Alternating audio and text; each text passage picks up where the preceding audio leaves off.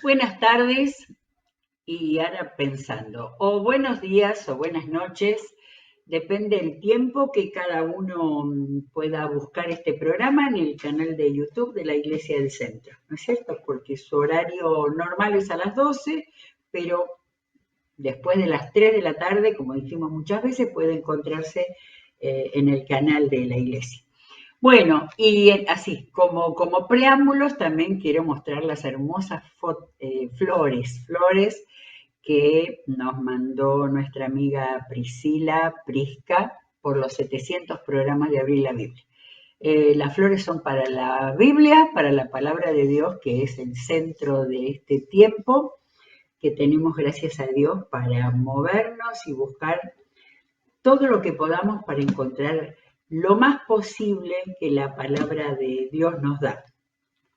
Bueno, acabamos de hacer un bastante largo recorrido por el Nuevo Testamento porque vimos los viajes misioneros del apóstol Pablo hasta el momento en que dejamos a Pablo en la cárcel de Roma, la primera cárcel donde estuvo en Roma, lamentando que no tengamos más relato de lo que pasó, de todo lo que hizo Pablo después, porque eh, salió de esa prisión y tiempo después fue aprisionado nuevamente y estuvo en la cárcel hasta su muerte.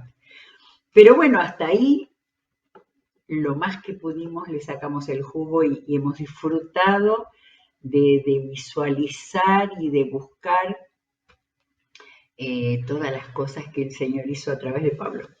Bueno, y entonces, como pasa muchas veces, estamos un buen tiempo en el Nuevo Testamento y vamos al Antiguo. Pero en este caso, no empezamos todavía a leer un libro entero.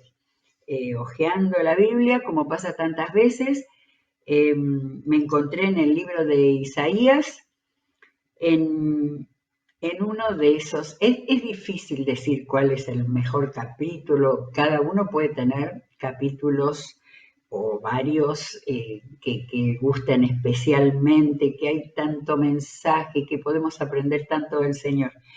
Pero tengo especial predilección por el capítulo 43. Y entonces eh, se me ocurrió que pudiéramos hacer una lectura de esas que tratamos de hacer en la palabra con esa forma metafórica de decir rumiando, ¿no? Buscando, mirando, deteniéndonos, volver para tratar de encontrar lo más que el Señor dejó escrito acá. Y especialmente estos capítulos, después del 40 de Isaías, son capítulos en los cuales totalmente es el Señor el protagonista, el que habla, el que nos muestra y sobre todo el que se muestra. Bueno, empiezo por esto. El capítulo 43 está muy relacionado con el anterior, con el 42, así que hago una pequeña mirada al 42 y después cuando termina el 43, a mí me parece, digo yo, que se equivocaron en ponerle 44 a las palabras siguientes porque las palabras siguientes están tan unidas a la anterior, así que vamos a mirar el 42, vamos a leer el 43 hasta el comienzo del 44. ¿Por qué digo que están unidos? Porque el capítulo 42 es donde encontramos el primer de los llamados cantos del ciervo. Los hemos visto varias veces. El primer canto del ciervo es ese que tiene tantas cosas acerca por ser el primero que empieza diciendo, este es mi siervo a quien sostengo, mi escogido, en quien me deleito, sobre él he puesto mi espíritu y llevará justicia a las naciones. Y todo este recorrido del primer canto después nos aparece en Isaías 61. Y parte de ese capítulo de Isaías 61 es el que Jesús leyó, capítulo 4 de Lucas, cuando llegó a la sinagoga de Nazaret, de su pueblo natal. De manera que hay un montón de material, no nos da el tiempo para leer los dos, pero me paro en algo. En estos capítulos el Señor habla de quién es Él. Y también apunta directamente en base a eso, a este pueblo de Israel que Él ha creado y formado como si fuera un padre con grandes expectativas de lo que iba a ser este pueblo. Y miren lo que dice en 42, 18. Sordos, escuchen. Ciegos, fíjense bien. ¿Quién es más ciego que mi siervo y más sordo que mis mensajeros? ¿Quién es más ciego que mi enviado y más ciego que el siervo del Señor? Tú has visto muchas cosas, pero no las has captado. Tienes abiertos los oídos, pero no oyes nada. Así una pequeña descripción. En esto que propongo, que lo vayamos leyendo así lentamente, nos van a saltar la maravilla que tiene especialmente la Biblia en los profetas de el uso generoso de figuras del lenguaje. Cuando acá dice, ¿quién es más ciego que mi siervo y más sordo que mi mensajero? Está haciendo lo que se llama una pregunta retórica. Obvio, la respuesta es Israel. ¿Quién es más ciego que mi enviado? ¿Quién es más ciego que mi enviado y más ciego que el siervo del Señor? Y después una otra figura del lenguaje inmediatamente dice, tú has visto muchas cosas, pero no las has captado. Tienes abiertos los oídos, pero no oyes nada. Esto se le llama antítesis, o sea, ideas opuestas, ¿no? Tienes oído, pero no oyes. Por medio de las cuales, ¿no? Todo el uso de las figuras del lenguaje, aparte de que lo hace con un texto poético, con una gran riqueza, el libro de Isaías tiene una riqueza poética impresionante, pero hace uso de esas posibilidades que da el lenguaje como para que haya un mensaje filoso, directo y muy fuerte. Bueno, pero la idea era leer el capítulo 43. Esto que leí es del capítulo 42. Empieza así, pero ahora así dice el Señor, el que te crió Jacob, el que te formó Israel. En los profetas los dos nombres, que Jacob era Israel, el padre, ¿no es cierto? Pero se usan indistintamente.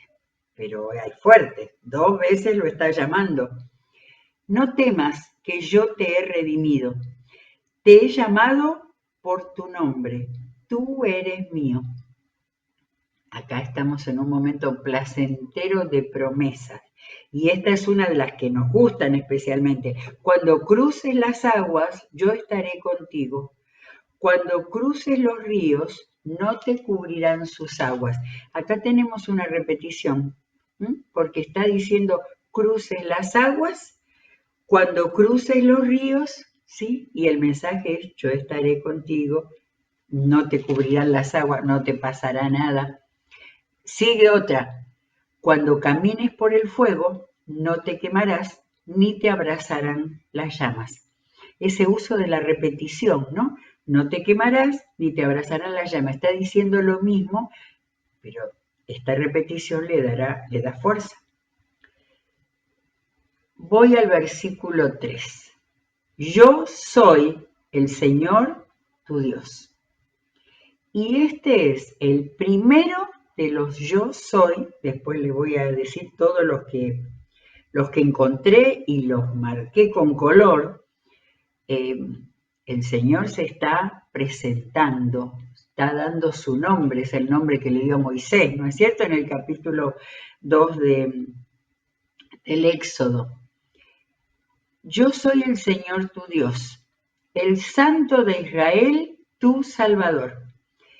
Y me di cuenta, a ver si después lo podemos encontrar, que muchas veces estas afirmaciones van de a 3, como para que no las pasemos de largo, sino que le dice, yo soy el Señor, tu Dios, el Santo de Israel, tu Salvador. Así que si queremos 4, si no decimos yo soy el Señor tu Dios, pero todo esto está diciendo, Él es Dios, el Santo de Israel, ese nombre que aparece tanto en el Antiguo Testamento, y el Salvador. Yo he entregado a Egipto como precio por tu rescate, a Cus y a Seba en tu lugar. Esos nombres los hemos encontrado otras veces, allá cerca de lo que es Etiopía, el sur de Egipto. O sea, el Señor está recordando la liberación, por eso acaba de decir tu Salvador, la liberación que hizo de Egipto. Y sigue, a cambio de ti entregaré hombres, a cambio de tu vida entregaré pueblos. Así como Dios se pone en juicio tan riguroso tantas veces, cuando está llamándolos a un reencuentro con Él le hace las grandes promesas. Te entregaré hombres, a cambio de tu vida entregaré pueblos. ¿Por qué? Porque te amo y eres ante mis ojos precioso y digno de honra. El Señor en los profetas se enojaba tanto con el pueblo cuando lo traicionaba, y tanto como en los momentos en que los llamaba a volver a Él, les decía las cosas más hermosas. Te amo, eres ante mis ojos precioso y digno de honra. Y sigue, no temas, porque yo estoy contigo. Desde el oriente traeré a tu descendencia, desde el occidente te reuniré. Esto se ha aplicado muchas veces a la historia de Israel, cuando Dios les permitió que volvieran, que regresaran. Y sigue, al norte le diré entrégalos y al sur no los retenga. Entonces, de los 4 lugares posibles, Dios les estaba dando promesas. Es un capítulo de maravillosas promesas de cuidado, de obra activa de Dios, porque Dios les está diciendo que los iba a rescatar, que iban a volver. Trae a mis hijos desde lejos y a mis hijas desde los confines de la tierra. Después de hablar de los 4 puntos cardinales, ahí habla de hijos e hijas. Y este versículo se aplica a tantas situaciones, a tantos apartados, a tantos que están lejos del Señor. Y vuelve con trae. El versículo 6b dice, trae a mis hijos. Y el 7 dice, trae a todo el que sea llamado por mi nombre, al que yo he creado para mi gloria, al que yo hice y formé. Todo este texto está trabajado, todo este capítulo está trabajado así, en vuelta, en regreso, en encuentro con el Padre que los amaba. Y fíjense que vuelve a tomar las metáforas que había usado en el capítulo 43. Saquen al pueblo ciego aunque tiene ojos, al pueblo sordo aunque tiene oídos.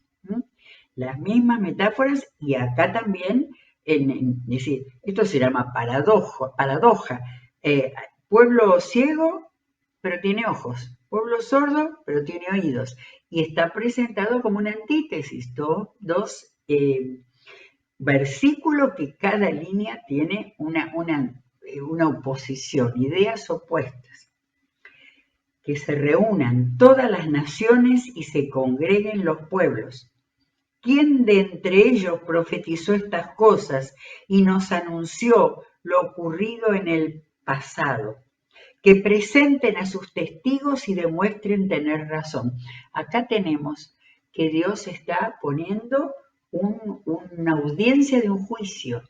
Es decir, por eso es que hay que tener una lectura lenta, cuidadosa, para que no pase desapercibido, ¿no? Dice Dios, a ver, ¿quién de entre ellos profetizó?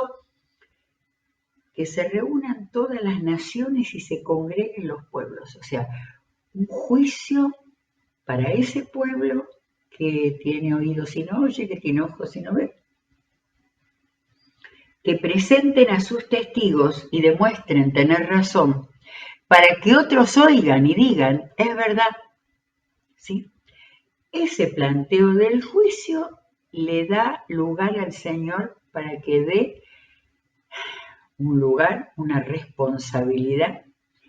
Ustedes son mis testigos, afirma el Señor, son mis siervos escogidos para que me conozcan y crean en mí y entiendan que yo soy. Segunda vez que tenemos yo soy. El nombre del Señor, el lugar del Señor, el que con una frase así tan llamativa está hablando de la identidad de Dios y el propósito de Dios. Antes de mí no hubo ningún otro Dios, ni habrá ninguno después de mí. Las afirmaciones del Señor son rotundas, radicales. Yo soy el Señor. Tercera vez. Yo soy el Señor. Fuera de mí no hay ningún otro Salvador, dice acá. Yo he anunciado, salvado y proclamado. Acá están las tres.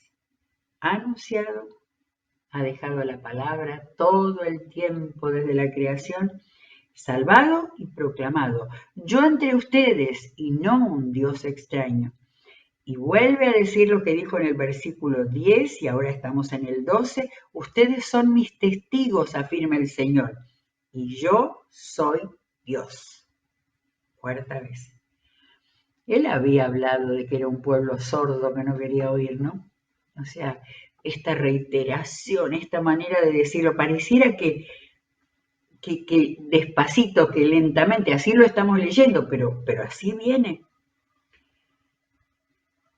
Desde los tiempos antiguos, yo soy. Versículo 13. Desde los tiempos antiguos, yo soy. No hay quien pueda librar de mi mano. Lo que yo hago, nadie puede desbaratarlo. Esa palabra desbaratarlo me resulta muy fuerte y creo que es una palabra, es una idea, ¿no? Cada uno toma de la palabra, de la Biblia, aquello que uno siente como muy fuerte. Yo creo que hoy día tenemos que orar mucho pidiendo al Señor que desbarate las obras de Satanás, toda la manera en que está el mundo dado vuelta en contra del Señor, en contra de lo que es bueno, con todas las ideologías que tratan de borrar todas las enseñanzas y todo lo que Dios hizo en el hombre. Es una palabra, el Señor dice, lo que yo hago nadie puede desbaratarlo. No hay duda que el diablo ha dado vuelta las cosas que Dios ha enseñado, pero esta es la palabra que Él dice. Y creo que es como una punta para la oración del pueblo de Dios. Que el Señor, que puede hacer todas las cosas, desbarate las obras del diablo que tienen nombre en todas las cosas que nos rodean. Versículo 14. Acá vuelve con una expresión, así dice el Señor, ¿no? Todo lo otro lo estaba diciendo el Señor también, pero como si fuera que comienza un nuevo párrafo, que comienza una nueva exposición. Y va a estar más de una vez. Así dice el Señor, su Redentor, el Santo de Israel. Señor, Redentor, Santo de Israel. Por ustedes enviaré gente a Babilonia, abatiré a todos sus fugitivos. En los barcos que eran su orgullo, abatiré también a los caldeos. Acá hoy no pensamos en un mapa, pero ¿cómo Babilonia, si era el tiempo de Isaías? Ellos estaban bajo el imperio asirio, pero claro, el imperio asirio era tan grande que incluía la ciudad de Babilonia. Nínive era la capital del imperio asirio y Babilonia era una de sus grandes ciudades. Cuando los caldeos vencieron al imperio asirio, allí destruyeron Nínive y allí Babilonia pasó a ser la gran capital. Pero acá está hablando del tiempo de los asirios. Enviaré gente a Babilonia, abatiré a todos como fugitivos. En los barcos que eran su orgullo, abatiré también a los caldeos. Claro, los caldeos estaban en el sur y allí estaba el Golfo Pérsico y al Golfo Pérsico desaguan el Tigris y el Éufrates. De manera que los barcos eran potencia, primero del imperio asirio y luego del imperio caldeo babilónico. En los barcos que eran su orgullo abatiré también a los caldeos. O sea que primero habla de Babilonia dentro del imperio asirio y después habla de los caldeos. Y de nuevo, yo soy el Señor, su santo, soy su rey, el creador de Israel. Así dice el Señor, el que abrió un camino en el mar, una senda a través de las aguas impetuosas, el que hizo salir carros de combate y caballos, ejército y guerrero al mismo tiempo, los cuales quedaron tendidos para nunca más levantarse. Nuevamente Dios les vuelve a recordar lo que hizo para sacarlos de la esclavitud de Egipto. Es decir, estos recorridos, ¿no? En el presente y en el futuro estaban bajo los grandes imperios asirio y babilónico. Pero antes, este Señor que dice yo soy el Señor, los había sacado de los egipcios. Y dice una idea más que ya la había usado, dice, los cuales quedaron tendidos como nunca más levantarse, extinguidos como mecha que se apaga. No había quedado vida de ellos, extinguidos como mecha que se apaga. Y esa figura del lenguaje es la que tenemos en el primer canto del Mesías, del siervo, pero allí hablando del siervo, el siervo decía, no apagará la mecha que apenas arde, porque el Mesías, el siervo de Dios, iba a venir a salvar, a librar, a rescatar a las personas, a las mechas que apenas arden, les iba a dar nueva vida, a los quebrantados, palabra que se usa tanto. Pero en el caso de los egipcios, en el capítulo 43, ellos sí, ellos fueron mechas completamente apagadas. Jesucristo era el que iba a venir para levantar, para sanar a las mechas que todavía tenían un poco de fuego. Y acá otra casi repetición de lo que decía en el capítulo anterior. Esperen que vuelvo al 43, a ver dónde era que decía. Las cosas pasadas se han cumplido y ahora anuncio cosas nuevas. Las anuncio antes que sucedan. Eso decía en el capítulo 42:9. Y miren ahora, olviden las cosas de antaño, ya no vivan en el pasado, voy a hacer algo nuevo, ya está sucediendo, ¿no se dan cuenta?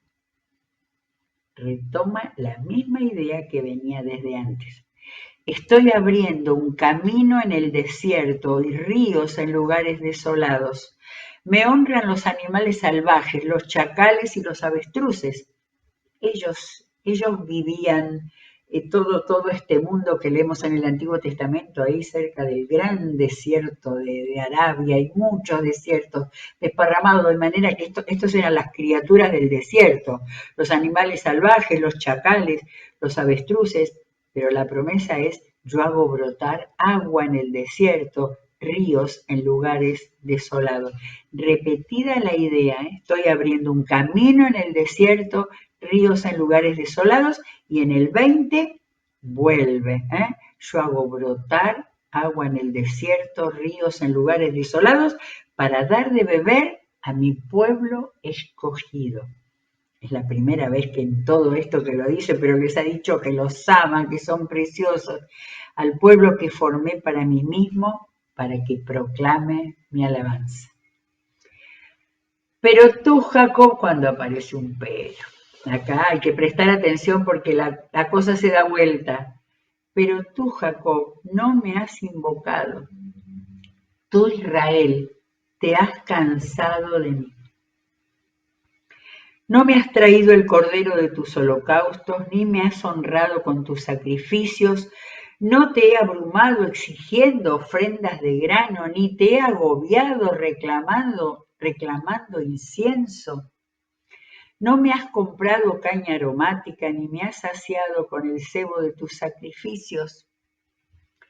Hay una frase parecida en el primer capítulo de Isaías 1:14, donde Dios muestra ese mismo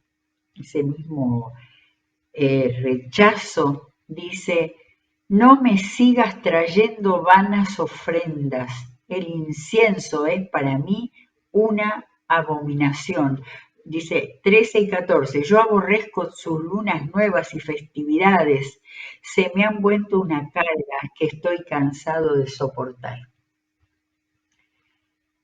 El Señor, que les había dado todas las indicaciones en el Pentateuco de lo que Él quería que fuera la motivación de la adoración a Él, pero era para ayudarlos a organizarse, a definir, a planificar todo aquello, todo el simbolismo que era importante para ellos. Saber que cuando ofrecían una ofrenda estaban pidiendo perdón a Dios por sus pecados. Pero ahora esto había quedado en vana religión, nada más que rituales religiosos, y Dios dice, todo lo que has hecho, dice que no sirve. En cambio, tú me has abrumado con tus pecados y me has agobiado con tus iniquidades. Acá encontramos al Señor abrumado y agobiado. Qué distinta esta parte de todo lo otro tan glorioso, tan lleno de promesa, tan lleno de amor, de ternura de Dios. Pero este es el Dios que reclama a su pueblo. Faltan los últimos versículos del capítulo 43. Yo soy el que por amor a mí mismo borra tus transgresiones y no se acuerda más de tus pecados. Hazme recordar, presentémonos a juicio. Otra vez la idea esa del juicio de Dios. Plantea el argumento de tu inocencia. Tu primer antepasado pecó, tus voceros se rebelaron contra mí. Por eso humillé a las autoridades del templo, entregué a Jacob a la destrucción total, entregué a Israel al menosprecio. Y acá se termina el 43 y por eso yo decía, bueno, acá hay que seguir el 44 para que podamos encontrar si Dios da una nueva posibilidad, una esperanza. Porque acá está todo lo que Dios ha dado, todo lo que Dios da, todo lo que Dios promete. Y después plantea al ser humano, nos muestra al ser humano que solamente ha quedado en religión ritual y nada más, y no hay arrepentimiento. Esos poquitos versículos del comienzo de Isaías 44 dicen, pero ahora Jacob, mi siervo, Israel, a quien he escogido, escucha. Así dice el Señor, el que te hizo, el que te formó en el seno materno y te brinda su ayuda.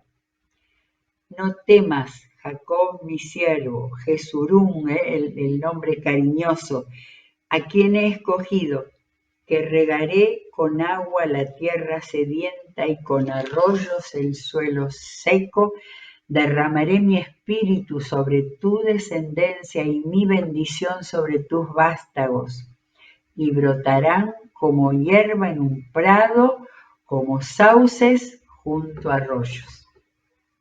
Qué importante era para ellos en tierras semidesérticas, todo esto de abundancia que mostraba, ¿no?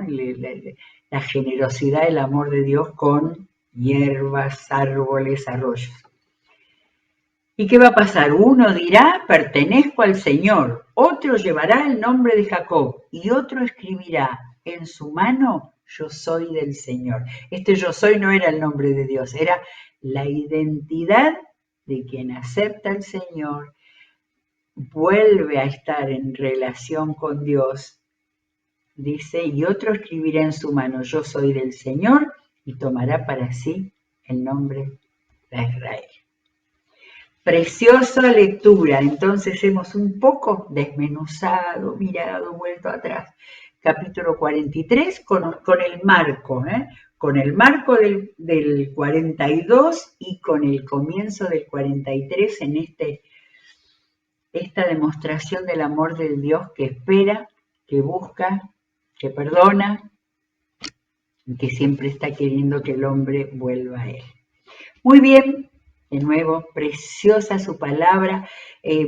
Valoremos los libros de los profetas que tienen tanta riqueza literaria, tanta riqueza del lenguaje, pero que tenemos que hacer una lectura comprensiva para recibir este Dios que 7 veces en el capítulo 46 dice, yo soy el Dios, el Señor, el Salvador.